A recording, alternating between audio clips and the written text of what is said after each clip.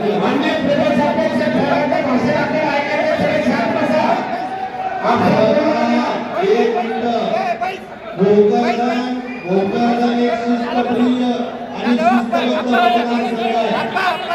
या ठिकाणी मी एकच सांगेन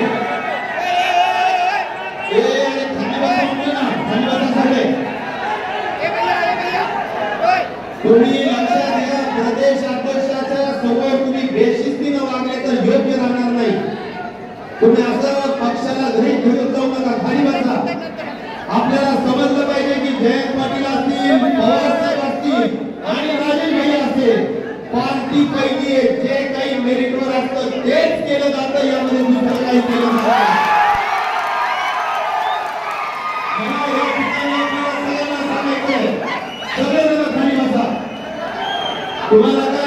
तुम्हाला काय राजेश भैया जयंत पाटील शरद पवार नवीन आहेत का? मग या अगोदरचे तिकीट कोणी दिले?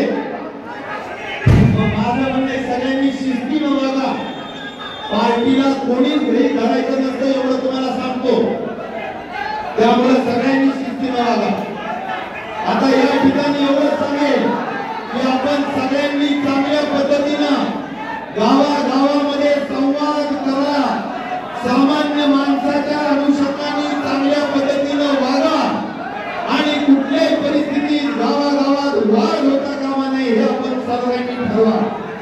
अरे बाबांनो, आपल्याला मोठं संकट पुढे पार पाडायचंय. आपल्याला या ठिकाणी खासदारकीच्या निवड सगळे शांत बसायचं. शांत बसा. मला या ठिकाणी सांगायचं लोकसभेमध्ये आपण या ठिकाणी जे काही चांगलं काम केलेलं असेल या चांगल्या कामाच्या संदर्भाने आपल्याला आता विधानसभेमध्ये सुद्धा चांगलं काम करून दाखवायचं. ही महत्वाची काळजी आपण सगळ्यांनी घ्यावी. अशा पद्धतीचं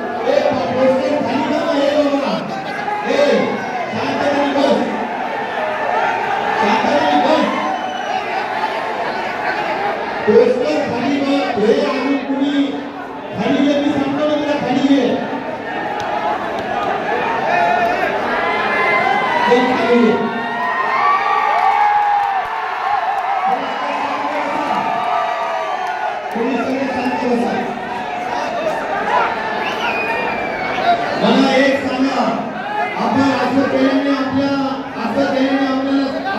काय बसत जातो? आपल्याला लोकसभेच्या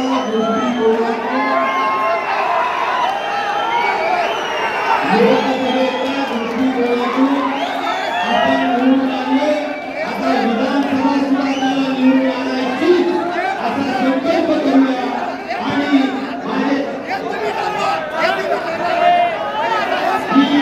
आपल्या सगळ्यांना एवढीच विनंती करतो ते बाबा खाली